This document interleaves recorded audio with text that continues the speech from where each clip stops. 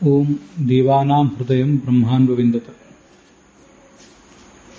ಈ ಅಂತಸ್ಥತ್ವಾಧಿಕರಣಕ್ಕೆ ಸಂಬಂಧಿಸಿದಂತೆ ಸೂತ್ರದ ಅರ್ಥಗಳನ್ನು ನೋಡಿದ್ದೇವೆ. ಶಾಂಕರ ಭಾಷ್ಯದಲ್ಲಿ, ರಾಮಾನುಜ ಭಾಷ್ಯದಲ್ಲಿ ಹೇಳಿದ ಅರ್ಥ ಮತ್ತು ಅದರ ವಿಮರ್ಶೆ, ಅದನ್ನು ಈಗ ನಾವು ನೋಡಬೇಕಾಗಿದೆ. ಶಾಂಕರ ಭಾಷ್ಯಕ್ಕೆ ಅನುಸಾರ ಪೂರ್ವ ಪಕ್ಷ ಹೀಗಿದೆ.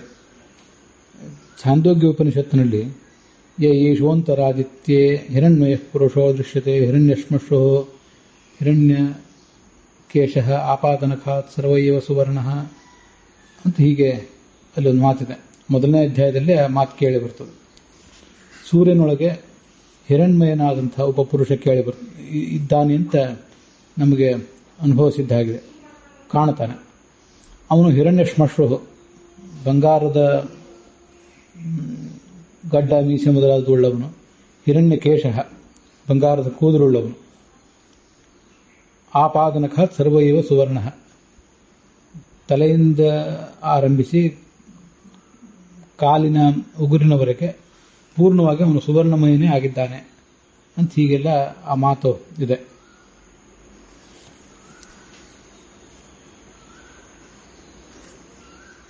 ಯೇಷೋಂತರಕ್ಷಿಣಿ ಪುರುಷೋ ದೃಶ್ಯತೆ ಅಂತ ಮುಂದಿನ ಭಾಗದಲ್ಲಿ, ಅದೇ ಛಾಂದೋಗ್ಯ ಉಪನಿಷತ್ತಿನ 1ನೇ ಅಧ್ಯಾಯದ ಮುಂದಿನ ಭಾಗದಲ್ಲಿ ಕಣ್ಣಿನೊಳಗೆ ಇದ್ದಾನೆ ಒಬ್ಬ ಪುರುಷ ಅಂತನೂ ಕೇಳಿ ಬರುತ್ತದೆ.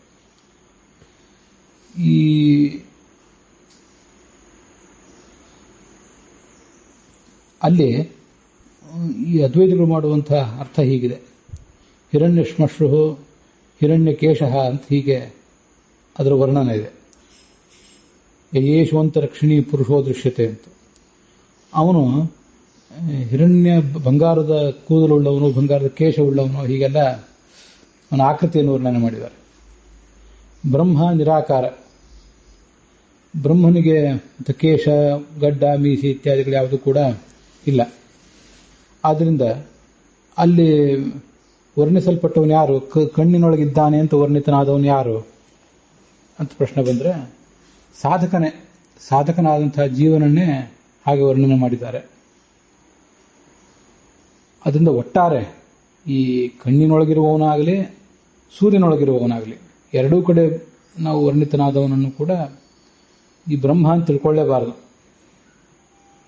ಈ ಹಿರಣ್ಯಶ್ಮಶ್ರು, ಬಂಗಾರದ ಗಡ್ಡ ಮೀಸಿ ಇದ್ದವನು, ಬಂಗಾರದ ಕೂದಲುಳ್ಳವನು ಅಂತ ವರ್ಣನೆ ಆಗಲಿ, ಹಿರಣ್ಮಯ, ಬಂಗಾರದ ಸ್ವರೂಪ ಉಳ್ಳವನು ಅಂತಾಗಲಿ ವರ್ಣನೆ ಮಾಡಿದ್ದಾಗಲಿ, ಎಲ್ಲಿ ಇವೆರಡೂ ಕೂಡ ನಿರಾಕಾರಣ ಅಂತ ಬ್ರಹ್ಮನಿಗೆ ಹೊಂದುವುದೇ ಇಲ್ಲ. ಆದ್ದರಿಂದ ಬ್ರಹ್ಮನಿಗೆ ಸಂಬಂಧಪಟ್ಟದ್ದು ವರ್ಣನವೇ ಅಲ್ಲ ಇದು ಅಂತ ಹೀಗೆ ಒಂದು ಪ್ರಶ್ನೆ. ಅದಕ್ಕೆ ಸಿದ್ಧಾಂತ ಹೇಳ್ತದೆ, ಕಣ್ಣಿನೊಳಗಿರುವವನು ಮತ್ತು ಸೂರ್ಯನೊಳಗಿರುವವನು ಎರಡೂ ಕೂಡ ಬ್ರಹ್ಮನೇ, ಬ್ರಹ್ಮ ಅಂತಲೇ ನಾವು ತೀರ್ಮಾನ ಮಾಡಬೇಕು. ಯಾಕೆ ಅಂದರೆ ಯೇಷ ಸರ್ವೇಭ್ಯ ಪಾಪಭ್ಯ ಉಚಿತ. ಪಾಪ್ಮ ಅಂತ ಶಬ್ದ, ಪಾಪ್ಮಾನೋ ಪಾಪ್ಮಾನಃ ಅಂತ ಶಬ್ದ. ಎಲ್ಲ ಪಾಪಗಳನ್ನು ಕಳೆದುಕೊಂಡವನು. ಪಾಪ್ಮಭ್ಯ ಉದಿತ ಅಂದರೆ ಪಾಪಗಳಿಂದ ರಹಿತನಾಗಿ ಉದಯಿಸಿರುವವನು ಅಂತ ಅರ್ಥ ಆಗ್ತದೆ. ಉದಯಿಸಿರುವುದು ಅಂದರೆ ವ್ಯಕ್ತನಾಗುವುದು ಅಂತ ಅರ್ಥ. ಹೀಗೆ ಸಕಲ ಪಾಪಗಳನ್ನು ಕಳ್ಕೊಂಡಂಥವನು. ಮತ್ತು ಅವನನ್ನೇ ಅಲ್ಲಿ ಮುಂದೆ ವರ್ಣನೆ ಮಾಡುವ ಪ್ರಸಂಗದಲ್ಲಿ ಸೈಬರ್ಕ ಸಾಮ, ಅವನೇ ಋಕ್ ಆಗಿದ್ದಾನೆ, ಅವನೇ ಸಾಮ ಆಗಿದ್ದಾನೆ ಅಂತೆಲ್ಲ ವರ್ಣನೆ ಮಾಡಿದ್ದಾರೆ. ಅಂದರೆ ಸರ್ವಾತ್ಮಕತ್ವವನ್ನು ಆ ತತ್ವಕ್ಕೆ ವರ್ಣಿಸಿದ್ದಾರೆ. ಈ ಸರ್ವಾತ್ಮಕತ್ವ ಅಂತನ್ನೋದು ಮತ್ತು ಸರ್ವಪಾಪರಹಿತತ್ವ ಅನ್ನುವುದೆಲ್ಲವೂ ಕೂಡ ಬ್ರಹ್ಮನ ಧರ್ಮ ಅಂತಲೇ ಸ್ವೀಕಾರ ಮಾಡಬೇಕು. ಆದ್ದರಿಂದ ಬ್ರಹ್ಮನೇ ಸೂರ್ಯನ ಅಂತಸ್ಥನೂ ಹೌದು, ಕಣ್ಣಿನ ಅಂತಸ್ಥನೂ ಹೌದು. ಮತ್ತು ಹಾಗಾದರೆ ಅವನಿಗೆ ಆಕೃತಿಯನ್ನು ಯಾಕೆ ವರ್ಣನೆ ಮಾಡಿದ್ದಾರೆ ಅಂತ ನಮಗೊಂದು ಪ್ರಶ್ನೆ ಬರ್ಬೋದು. ಬ್ರಹ್ಮ ನಿರಾಕಾರ ಅಲ್ವಾ ಅಂತ. ಆದರೆ ಅದೇನು ದೊಡ್ಡ ವಿಚಾರ ಅಲ್ಲ ಅದ್ವೈತದಲ್ಲಿ. ನಿರಾಕಾರ ಅಂತ ಬ್ರಹ್ಮನಿಗೂ ಕೂಡ ಒಂದು ಆಕಾರವನ್ನು ನಾವು ಅದ್ವೈತದಲ್ಲಿ ಒಪ್ತೀವಿ ಅಂತಾರವರು. ಯಾಕೆದು ಅಂದರೆ ಇಚ್ಛಾವಶಾತ್ ಅವನು ಮಾಯಾಮಯವಾದಂಥ ಒಂದು ಆಕೃತಿಯನ್ನು ಬ್ರಹ್ಮನು ಕೂಡ ತಾಳ್ತಾನೆ. ಅದು ಭಕ್ತರ ಉಪಾಸನೆಗಾಗಿ. ಈ ಹಿಂದೆ ನಾವು ಅದನ್ನು ನೋಡಿದ್ದೇವೆ. ನಿರ್ವಿಶೇಷಂ ಪರಂ ಬ್ರಹ್ಮ ಸಾಕ್ಷಾತ್ಕರ್ತು ಮನೀಶ್ವರಾಹ ಯೇ ಮಂದಾಹ ತೇನು ಕಂಪ್ಯಂತೆ ಸವಿಶೇಷ ನಿರೂಪಣೆ ಅಂತ ಅದ್ವೈತ ಶಾಸ್ತ್ರದಲ್ಲಿ ಶಾಂಕರ ಭಾಷ್ಯದಲ್ಲಿ ಇರಬಹುದು ಅಥವಾ ಮತ್ತೆಲ್ಲೋ ಒಂದು ಕಡೆ ಬಂದಿರುವಂತಹ ಒಂದು ಮಾತದು. ಮೂಲತಃ ನಿರ್ಗುಣ ಬ್ರಹ್ಮನ ಉಪಾಸನೆಯನ್ನೇ ಸಾಧಕ ಮಾಡಬೇಕು. ಆದರೆ ನಿರ್ವಿಶೇಷಂ ಪರಂಬ್ರಹ್ಮ, ನಿರ್ವಿಶೇಷವಾದಂತಹ ಪರಂಬ್ರಹ್ಮವನ್ನು ಸಾಕ್ಷಾತ್ಕರ್ತು ಮನೀಶ್ವರಾಹ, ಮೊದಲ ಹಂತದಲ್ಲಿ ಅದನ್ನು ಧ್ಯಾನಿಸಲಿಕ್ಕೆ ಮತ್ತು ಸಾಕ್ಷಾತ್ಕರಿಸಿಕೊಳ್ಳಲಿಕ್ಕೆ ಅಸಮರ್ಥನಾದಂತಹ ಸಾಧಕನ ದೃಷ್ಟಿಯಲ್ಲಿಟ್ಟುಕೊಂಡು ತೇ ಅನುಕಂಪೆಯಂತೆ, ಅಂತಹ ಸಾಧಕರಿಗಾಗಿ ಅನುಕಂಪೆಯಿಂದ ಅವರಲ್ಲಿ ದಯೆ ಇಟ್ಟು ಈ ವಿಶೇಷ ಬ್ರಹ್ಮನ, ಸಗುಣ ಬ್ರಹ್ಮನ ಉಪಾಸನೆಯನ್ನು ವರ್ಣನೆ ಮಾಡಿದ್ದಾರೆ. ಅದಕ್ಕಾಗಿ ಸಗುಣ ಬ್ರಹ್ಮನ ಉಪಾಸನೆ ಅಂತ ಈ ದೃಷ್ಟಿಯಿಂದ ಬೇಕಾಗ್ತದೆ.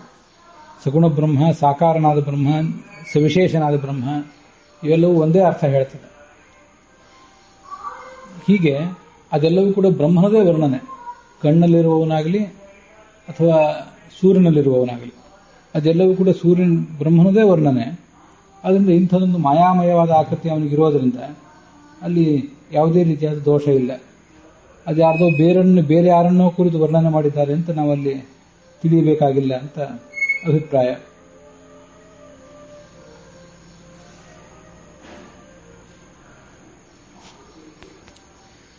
ಹೀಗೆ ಅಂತಸ್ಥಧರ್ಮೋಪದೇಶಾತ್ ಅನ್ನುವ ಸೂತ್ರಕ್ಕನುಸಾರವಾಗಿ ಅವರು ಹೇಳುವಂತಹ ಅರ್ಥ, ಅಂತಹ ಸೂರ್ಯನ ಒಳಗಿರುವವನು ಮತ್ತು ಕಣ್ಣಿನೊಳಗಿರುವವನು ಎರಡೂ ಕೂಡ ಬ್ರಹ್ಮನೇ ಆಗಿದ್ದಾನೆ. ಯಾಕೆಂದರೆ ತದ್ಧರ್ಮೋಪದೇಶಾತ್, ಆ ಪರಬ್ರಹ್ಮನಿಗೆ ಸಂಬಂಧಪಟ್ಟಂತಹ ಧರ್ಮಗಳನ್ನು ಅಲ್ಲಿ ವರ್ಣನೆ ಮಾಡಿರುವುದರಿಂದ ಅಂತ ಅದರ ಅರ್ಥ. ಇನ್ನು ಭೇದ ವ್ಯಪದೇಶಾಚ್ಚ ಅನ್ಯ ಅಂತ ಮತ್ತೊಂದು ಸೂತ್ರ ಇದೆಯಲ್ಲ ಇದೇ ಅಧಿಕರಣದಲ್ಲಿ, ಅದಕ್ಕೆ ಅವರು ಹೀಗೆ ಅರ್ಥ ಹೇಳ್ತಾರೆ. ಬೃಹದಾರಣ್ಯಕ ಉಪನಿಷತ್ತಿನಲ್ಲಿ ಬರುವಂತಹ ಮತ್ತೊಂದು ವೇದವಾಕ್ಯವನ್ನು ನಾವು ತಗೊಳ್ಬೇಕು. ಯೇಷ ಯಹ ಆದಿತ್ಯೇ ತಿಷ್ಠನ್ನ ಆದಿತ್ಯಾದಂತರ ಯಮ ಆದಿತ್ಯೋ ನ ವೇದ ಅಂತ ಇದನ್ನು ಅಂತರ್ಯಾಮಿ ಬ್ರಾಹ್ಮಣ ಅಂತ ವರ್ಣನೆ ಮಾಡ್ತಾರೆ. ಆ ಬೃಹದಾರಣ್ಯಕ ಉಪನಿಷತ್ತಿನಲ್ಲಿ ಸುಮಾರು 10-11 ತತ್ವಗಳನ್ನು ಅಲ್ಲಿ ಹೇಳ್ತಾರೆ.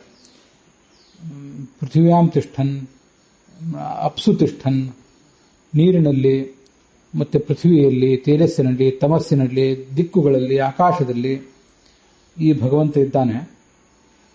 ಆದರೆ ಆ ಭಗವಂತ ಒಳಗಿದ್ದಾನೆ ಅನ್ನುವುದು ಆಯಾ ತತ್ವಕ್ಕೆ ಗೊತ್ತಿಲ್ಲ, ದಿಕ್ಕುಗಳಿಗೆ ಗೊತ್ತಿಲ್ಲ, ಆಕಾಶಕ್ಕೆ ಗೊತ್ತಿಲ್ಲ, ಹೀಗೆ ಅವ್ರು ಯಾರಿಗೂ ಕೂಡ ಗೊತ್ತಿಲ್ಲ. ಅಲ್ಲಿ ಒಳಗಿದ್ದು ಆಯಾ ಆಕಾಶ, ದಿಕ್ಕು ಮೊದಲಾದವುಗಳಿಗಿಂತ ಅವನು ಭಿನ್ನನಾಗಿದ್ದಾನೆ ಅಂತ ಹೀಗೆ ಆ ಭಾಗ ಅದು.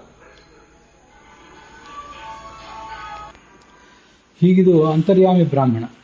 ಆ ಅಂತರ್ಯಾಮಿ ಬ್ರಾಹ್ಮಣದಲ್ಲಿ ಆದಿತ್ಯಸ್ಥನಾದಂಥ ವಿಜ್ಞಾನಮಯ ಪುರುಷ, ಆ ಪುರುಷನಲ್ಲಿ ಅಂತರ್ಯಾಮಿಯಾದಂಥ ಬ್ರಹ್ಮನ ರೂಪ ಇದೆ, ಅದು ಭಿನ್ನ ಅಂತ ಹೀಗೆ ವರ್ಣನೆ ಮಾಡಿದ್ದಾರೆ. ಅದೇ ಬ್ರಹ್ಮನೇ ಛಾಂದೋಗ್ಯ ಉಪನಿಷತ್ತಿನಲ್ಲಿ ಸೂರ್ಯನಲ್ಲಿ ಇದ್ದಾನೆ ಅಂತ ವರ್ಣನೆ ಕೂಡ ಮಾಡಿದ್ದಾರೆ. ಆದ್ದರಿಂದ ಆದಿತ್ಯ ಎಂಬ ದೇವತೆ ಬೇರೆ, ಆದಿತ್ಯ ಎಂಬ ಒಬ್ಬ ಪುರುಷ ಬೇರೆ ಅಂತ ಹೀಗೆಲ್ಲ ಅವರ ವರ್ಣನೆ ಇದೆ. ಈಗ ನಾನು ಇಲ್ಲಿರೋದನ್ನು ಹೇಳಿದೆ ನಿಮಗೆ, ಆದರೆ ಅದೇನು ಪೂರ್ಣವಾಗಿ ನನಗದು ಸ್ಪಷ್ಟ ಆಗಲಿಲ್ಲ. ಭೇದ ವ್ಯಪದೇಶಾಚಾನ್ಯ ಅನ್ನುವಲ್ಲಿ ಶಾಂಕರ ಭಾಷ್ಯವನ್ನು ಕೂಡ ನಾನು ತೆಗೆದಿಟ್ಕೊಂಡಿದ್ದೇನೆ. ಆದಿತ್ಯೇ ತಿಷ್ಠನ್ ಆದಿತ್ಯಾದಂತರೋ ಯಮಾದಿತ್ಯೋ ನ ವೇದ ಅಂತ ಈಗ ಆ ವಾಕ್ಯನೂ ಕೂಡ ಕೊಟ್ಟಿದ್ದಾರೆ. ಇತಿ ಶ್ರುತ್ಯಂತರೇ ಭೇದ ವ್ಯಪದೇಶ ತತ್ರ ಹಿ ಆದಿತ್ಯಾದಂತರ ಯಮಾದಿತ್ಯೋ ನ ವೇದ ಇತಿ ವೇದಿತು ಆದಿತ್ಯಾತ್ ವಿಜ್ಞಾನಾತ್ಮನಃ ಅನ್ಯ ಅಂತರ್ಯಾಮಿ ಸ್ಪಷ್ಟಂ ನಿರ್ದಿಶ್ಯತೆ. ಆದಿತ್ಯಾದಂತರ ಯಮ ಆದಿತ್ಯೋ ನ ವೇದ, ಆದಿತ್ಯನಿಗಿಂತ ಭಿನ್ನನಾಗಿದ್ದಾನೆ. ಆ ಆದಿತ್ಯನಿಗೆ ಆ ಪರಬ್ರಹ್ಮನ ಬಗ್ಗೆ ಗೊತ್ತಿಲ್ಲ. ಯಂ ಯಾವ ಪರಮಾತ್ಮನನ್ನ, ಆದಿತ್ಯ ನ ವೇದ, ಈ ಆದಿತ್ಯನಿಗೆ ಗೊತ್ತಿಲ್ಲ ಅಂತ ವೇದವಾಕ್ಯ ಇದೆ. ಅಲ್ಲಿ ವೇದಿತು ಆದಿತ್ಯಾತ್, ನಾನೀಗ ಶಾಂಕರ ಭಾಷ್ಯದ ವಾಕ್ಯ ಓದ್ತಿದ್ದೇನೆ. ವೇದಿತ ಅಂದರೆ ತಿಳಿಯುವಂತಹ, ತಿಳಿಯಬೇಕಾದಂತಹ ಆದಿತ್ಯ, ಈ ಪರಬ್ರಹ್ಮನನ್ನು ತಿಳಿಯಬೇಕಾದಂತಹ ಆದಿತ್ಯ. ವೇದಿತು ಆದಿತ್ಯಾತ್, ತಿಳಿಯಬೇಕಾದಂತಹ ಆದಿತ್ಯನಿಗಿಂತ ಅವನು ಎಂಥವನು ಅಂದರೆ ವಿಜ್ಞಾನಾತ್ಮ, ಅಂದರೆ ವಿಜ್ಞಾನಮಯ ಪುರುಷ. ಆ ವಿಜ್ಞಾನಮಯ ಪುರುಷನಿಗಿಂತ ಅನ್ಯ ಅಂತರ್ಯಾಮಿ, ಅವನಿಗಿಂತ ಭಿನ್ನನಾಗಿ ಮತ್ತೊಬ್ಬ ಅಂತರ್ಯಾಮಿ ಇದ್ದಾನೆ ಅಂತ ಸ್ಪಷ್ಟವಾಗಿ ತಿಳಿದು ಬರ್ತದೆ. ಸಯೇವ ಹಿ ಅಂತರಾದಿತ್ಯ ಪುರುಷೋ ಭವಿತುಂ ಅರ್ಹತಿ. ಅದೇ ಆ ಅಂತರ್ಯಾಮಿಯಾದಂತಹ ಒಬ್ಬೊಂದು ತತ್ವ ಏನಿದೆ ಅದೇ ಅಂತರಾದಿತ್ಯ ಹಿರಣ್ಮಯ ಪುರುಷೋ ದೃಶ್ಯತೆ ಅಂತೇನು ಛಾಂದೋಗ್ಯದ ಮಾತಿದೆ, ಅಲ್ಲಿಯೂ ಕೂಡ ಒಳಗಿರುವಂಥವನು ಅದೇ ಬ್ರಹ್ಮನೇ ಆಗಬೇಕು. ಶ್ರುತಿ ಸಾಮಾನ್ಯಾತ್, ಈ ವೇದವಾಕ್ಯಗಳು ಪರಬ್ರಹ್ಮನನ್ನೇ, ಅದು ಬೃಹದಾರಣ್ಯಕ ಇರಬಹುದು ಛಾಂದೋಗ್ಯ ಇರಬಹುದು, ಎರಡು ಕೂಡ ಪರಬ್ರಹ್ಮನನ್ನೇ ಹೇಳಬೇಕವು. ಶ್ರುತಿ ಹೀಗೆ ಸಮಾನ, ಎರಡು ಕೂಡ ಪರಬ್ರಹ್ಮನನ್ನೇ ಹೇಳುವಂಥ ಗುಣ ಹೊಂದಿದೆ ಅಂತನ್ನೋದು ಸಮಾನ. ತಸ್ಮಾತ್ ಪರಮೇಶ್ವರ ಏವ ಇಹ ಉಪದಿಶ್ಯತೆ, ಪರಮೇಶ್ವರನ ಬಗ್ಗೆನೇ ಇಲ್ಲಿ ಉಪದೇಶ ಮಾಡ್ತಿದ್ದಾರೆ ಇತಿ ಸಿದ್ಧಂ. ಇದು ಶಾಂಕರ ಭಾಷ್ಯದ ವಾಕ್ಯ. ಅದರಲ್ಲಿ ವಿಜ್ಞಾನಮಯ ಪುರುಷ ಅಂತೇನಿದೆ, ಆದಿತ್ಯಸ್ಥನಾದಂಥ ವಿಜ್ಞಾನಮಯ ಪುರುಷ ಅಂತ ಹೀಗೆ. ವೇದಿತು ಆದಿತ್ಯಾತ್ ವಿಜ್ಞಾನಾತ್ಮನಃ, ಶಾಂಕರ ಭಾಷ್ಯದ ವಾಕ್ಯ ನೋಡಿದರೆ ವೇದಿತ ಆಗಿರುವ ಆದಿತ್ಯಾತ್ ಅಂದರೆ ಆದಿತ್ಯನಲ್ಲಿರುವಂತಹ ವಿಜ್ಞಾನಾತ್ಮ ಅಂತಿದೆ. ಆ ವಿಜ್ಞಾನಾತ್ಮ ಅಂದ್ರೆ ಯಾರು? ವಿಜ್ಞಾನಾತ್ಮನಾದ ಪುರುಷ ಅಂದ್ರೆ ಯಾರು? ಈ ಸಾಧಕನ ಅಂತ ಜೀವನ, ಹೀಗಂತಂದ್ರೆ ನನಗೆ ಸಂಶಯ ಇದೆ. ಅದನ್ನೇ ನಾನು ಹೆಚ್ಚು ಇಲ್ಲಿ ಪರಿಹರಿಸ್ಕೊಳ್ಳಿಕ್ಕೆ ಹೋಗಲಿಲ್ಲ. ಅದನ್ನೆಲ್ಲ ಮಾಡಬೇಕಾದ್ರೆ ಮತ್ತೆ ಈ ಬ್ರಹ್ಮಸೂತ್ರ ಶಾಂಕರ ಭಾಷ್ಯದ ಟೀಕಾ ಟಿಪ್ಪಣಿಗಳನ್ನು ತೆಗೆದು ನೋಡಬೇಕಾಗ್ತದೆ. ಅದಕ್ಕಾಗಿ ನಾನು ಅದನ್ನೇನು ಹೆಚ್ಚು ನೋಡ್ಲಿಕ್ಕೆ ಹೋಗಲಿಲ್ಲ. ಅಲ್ಲಿ ಏನಿದೆ ಅಂತ ಅನ್ನೋದನ್ನು ಹೇಳಿದೆ. ಇದರಲ್ಲಿ ಈಗೇನು ಈ ಎರಡು ಸೂತ್ರಗಳ ಅರ್ಥ ನಾನು ನೋಡಿದ್ವಲ್ಲ ಶಾಂಕರ ಭಾಷ್ಯಕ್ಕನುಸಾರವಾಗಿ, ಅದನ್ನು ಚಂದ್ರಿಕಾದಲ್ಲಿ ಹೀಗೆ ವಿಮರ್ಶಿಸಿದ್ದಾರೆ. ಮೊದಲನೇ ಸೂತ್ರ ಅಂದ್ರೆ ಅಂತಸ್ಥ ಧರ್ಮೋಪದೇಶ ಅಂತನ್ನೋದು ಛಾಂದೋಗ್ಯ ಉಪನಿಷತ್ತಿಗೆ ಹೇಗೆ ಅರ್ಥ ಮಾಡಬೇಕು ಅಂತನ್ನೋದನ್ನ ಹೇಳ್ತಿದೆ. ಆದರೆ ಆ ಉಪನಿಷತ್ತಿನಲ್ಲಿ ಭೇದ ಹೇಳುವಂತಹ ವಾಕ್ಯ ಏನಿದೆ, ಭೇದ ಹೇಳುವಂತಹ ವಾಕ್ಯ ಇರೋದು ಬೃಹದಾರಣ್ಯಕದಲ್ಲಿ. ಈ ಛಾಂದೋಗ್ಯದಲ್ಲಿ ಅಂತರಹ ಭಿನ್ನ ಇತ್ಯಾದಿ ಹೇಳುವಂತಹ ಪರಬ್ರಹ್ಮನನ್ನು ಭಿನ್ನ ಅಂತ ಹೇಳುವಂತಹ ಮಾತೇನೂ ಇಲ್ಲ. ಅದಕ್ಕಾಗಿ ಬೃಹದಾರಣ್ಯಕ ಉಪನಿಷತ್ತಿನಲ್ಲಿರುವ ಮಾತನ್ನು ತಗೊಂಡಿದ್ದಾರೆ. ಅಲ್ಲಿ ಭೇದ ಹೇಳಿರೋದರಿಂದ ಛಾಂದೋಗ್ಯದಲ್ಲಿ ಕೂಡ ಹೇಳಲ್ಪಟ್ಟಂತಹ ರೂಪ ಕೂಡ ಆದಿತ್ಯಸ್ಥನಾದಂತಹ ಪರಬ್ರಹ್ಮನದು ಅಂತ ಅರ್ಥ ಮಾಡಿದ್ದೀರಿ. ಈ ಥರ ಸಿದ್ಧಾಂತ ಹೇಳುವುದು ಅಷ್ಟು ಉಚಿತವಾದ್ದಲ್ಲ. ಈ ಛಾಂದೋಗ್ಯ ಉಪನಿಷತ್ತಿನಲ್ಲಿ ನೇರವಾಗಿ ಭಿನ್ನ ಅಂತ ಬೇಕು, ಅದಿಲ್ಲ. ಅದು ಈ ಥರ ನೀವು ಅರ್ಥ ಮಾಡೋದು ಅನುಚಿತ ಅಂತ ಅದರ ತಾತ್ಪರ್ಯ. ಇಲ್ಲಿಯೂ ಕೂಡ ಈಗಾಗಲೇ ನೀವು ಕೆಲವರು ಪ್ರಶ್ನೆ ಮಾಡಿದಂತೆ ಛಾಂದೋಗ್ಯ ಉಪನಿಷತ್ತಿನಲ್ಲಿ ಮತ್ತು ಬೃಹದಾರಣ್ಯಕ ಉಪನಿಷತ್ತಿನಲ್ಲಿ ಎರಡೂ ಕಡೆ ಪ್ರತಿಪಾದಿತನಾದವನು ಪರಬ್ರಹ್ಮನೇ. ಅದರಿಂದ ಬೃಹದಾರಣ್ಯಕ ಉಪನಿಷತ್ತಿನಲ್ಲಿ ಭಿನ್ನ ಅಂತ ಹೇಳಿರುವುದರಿಂದ ಈ ಭೇದವಾಚಕವಾದಂತಹ ವಾಕ್ಯವನ್ನೇ ಇಟ್ಟುಕೊಂಡು ಛಾಂದೋಗ್ಯ ಉಪನಿಷತ್ತಿನಲ್ಲಿಯೂ ಕೂಡ ಆದಿತ್ಯಸ್ಥನಾಗಿ ಹೇಳಲ್ಪಟ್ಟವನು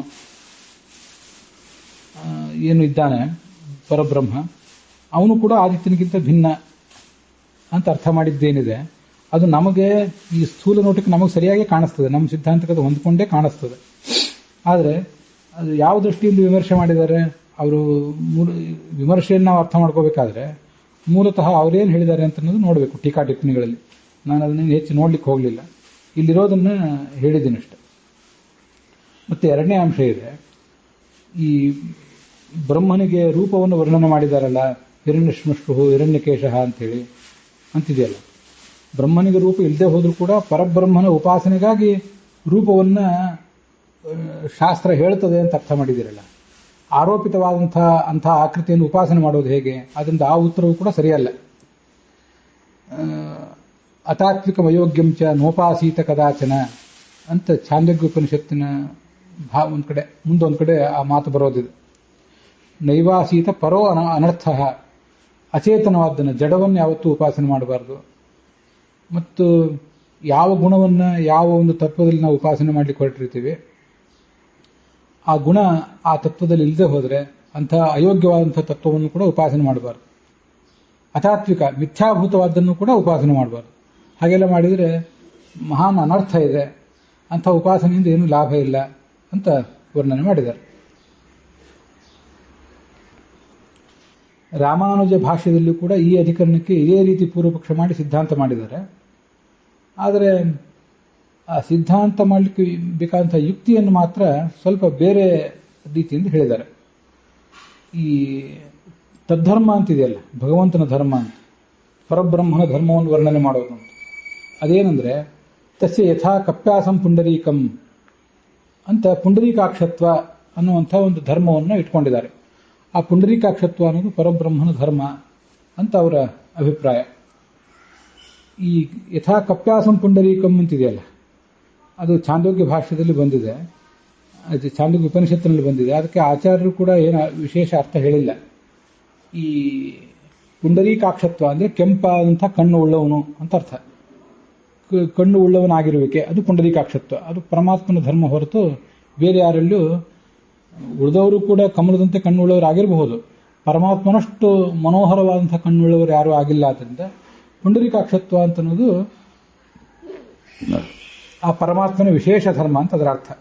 ಅಲ್ಲಿ ಕಪ್ಯಾಸಂ ಅನ್ನೋ ಶಬ್ದದ ಬಗ್ಗೆ ನಿಮ್ಗೆ ಹೇಳಿರ್ತೇನೆ. ಅದು ಆ ವಾಕ್ಯ ಓದಿದಾಗ ಏನಂತ ನಿಮಗೂ ಸಂಶಯ ಬರಬಹುದು, ಅದಕ್ಕಾಗಿ ಹೇಳಿರ್ತೇನೆ. ಕಪಿ ಅಂದರೆ ಮಂಗ, ಅದು ಗೊತ್ತಿದೆ. ಅದರ ಆಸ ಅಂದರೆ ಅದರ ಪೃಷ್ಠಭಾಗ. ಕೆಲವು ಮಂಗಗಳ ಪೃಷ್ಠಭಾಗ ಅದು ಕೆಂಪಾಗಿರ್ತದೆ. ಕಪಿಯ ಪೃಷ್ಠಭಾಗದಂತೆ ಕೆಂಪಾದಂಥ ಕಣ್ಣುಳ್ಳವನು ಅಂತ ಹೀಗೆ ಆ ಶಾಂಕರ ಭಾಷ್ಯ ಮೊದಲಾದ ಕಡೆ ಆ ಛಾಂದೋಗ್ಯ ಉಪನಿಷತ್ತಿನಲ್ಲಿ ವರ್ಣನೆ ಮಾಡಿದ್ದಾರೆ, ಶಾಂಕರ ಭಾಷ್ಯ ಮತ್ತು ಕೆಲವು ಕಡೆ ಎಲ್ಲ. ಆದರೆ ರಾಮಾನುಜರು ಅದನ್ನು ಕಪಿಯ ಪೃಷ್ಠದಂತೆ ಕೆಂಪಾದ ಕಣ್ಣುಳ್ಳವನು ಅಂತ ವರ್ಣನೆ ಮಾಡೋದು ಅದು ಹೀನೋಪಮ ಆಗ್ತದೆ. ಯಾಕಂದ್ರೆ ಮನಸ್ಸಿಗೆ ಸಮಾಧಾನ ಕೊಡೋದಿಲ್ಲ ಅದು. ಆದ್ದರಿಂದ ಅದನ್ನು ಬಿಡಬೇಕು ಅಂತ ರಾಮಾನುಜ ಭಾಷ್ಯದಲ್ಲಿ ಏನು ಮಾಡಿದ್ದಾರೆ, ಕ ಅಂದರೆ ನೀರು, ಅದನ್ನು ಪಿ ಅಂದರೆ ಪಾನ ಮಾಡುವಂಥ ಈ ಕಮಲ. ಹೀಗೆ ನೀರನ್ನು ಹೀರುತ್ತಾ ಇರುವಂಥ ಒಂದು ದಳ, ಕೆಳಗಿನ ದೇಟು, ಆ ದೇಟಿನ ಸಮೇತವಾದಂಥ ಕಮಲ, ಹೀಗೆ ಕಣ್ಣುಳ್ಳವನು ಅಂತ ಅರ್ಥ. ನಾವು ಸಾಮಾನ್ಯವಾಗಿ ಯಾವುದೇ ಹೂವನ್ನು, ಯಾವುದೇ ತರಕಾರಿಯನ್ನು ಆ ಮೂಲ ಸಸ್ಯದಿಂದ ಕಿತ್ತು ಹಾಕಿದರೆ ಅದಕ್ಕೆ ತೇವಾಂಶ ಬಹಳ ತನಕ ಉಳಿಯೋದಿಲ್ಲ. ಗಿಡದಲ್ಲೇ, ಸಸ್ಯದಲ್ಲೇ ಅದಿದ್ದರೆ ಅದು ನಳನಳಿಸ್ತಾ ಇರ್ತದೆ, ಚೆನ್ನಾಗಿರ್ತದೆ, ನಮಗಿದು ಗೊತ್ತಿದೆ. ಕಿತ್ತು ಹಾಕದೆ ನೀರಿನಲ್ಲೇ ಇರುವಂತಹ, ನೀರನ್ನು ಇನ್ನೂ ಹೀರ್ತಾ ಇರುವಂತಹ ದೇಟಿನ ಜೊತೆಗಿರುವಂತಹ ಕಮಲದಂತೆ ಕಣ್ಣುಳ್ಳವನು. ಇದು ಪರಮಾತ್ಮನ ಕಣ್ಣನ್ನು ಕೆಂಪು ಅಂತ ಹೇಳಲಿಕ್ಕೆ ಸರಿಯಾದ ಅರ್ಥ ಅಂತ ಅವರು ವ್ಯಾಖ್ಯಾನ ಮಾಡಿದ್ದಾರೆ. ಆಚಾರ್ಯರ ಬಗ್ಗೆ ಏನು ವ್ಯಾಖ್ಯಾನ ಮಾಡಿಲ್ಲ. ಇದು ಹೀಗೆ ಕಪ್ಯಾಸ ಪುಂಡರೀಕಾಕ್ಷತ್ವ, ನಳನಳಿಸುವ ಕಮಲದಂತೆ ಕೆಂಪಾದ ಕಣ್ಣುಳ್ಳವನಾಗಿರುವಿಕೆ ಅನ್ನುವುದು ಪರಬ್ರಹ್ಮನ ಧರ್ಮ. ಅದು ತದ್ಧರ್ಮವನ್ನು ಉಪದೇಶ ಮಾಡಿರುವುದರಿಂದ ಅಂತ ಇದು ಪುಂಡರೀಕಾಕ್ಷತ್ವವನ್ನು ಹೇಳಿದ್ದಾರೆ ರಾಮಾನುಜ ಮತದಲ್ಲಿ. ಇದನ್ನು ಬಿಟ್ಟರೆ ಅಲ್ಲಿ ಬೇರೆ ಏನು ವಿಶೇಷ ಇಲ್ಲ.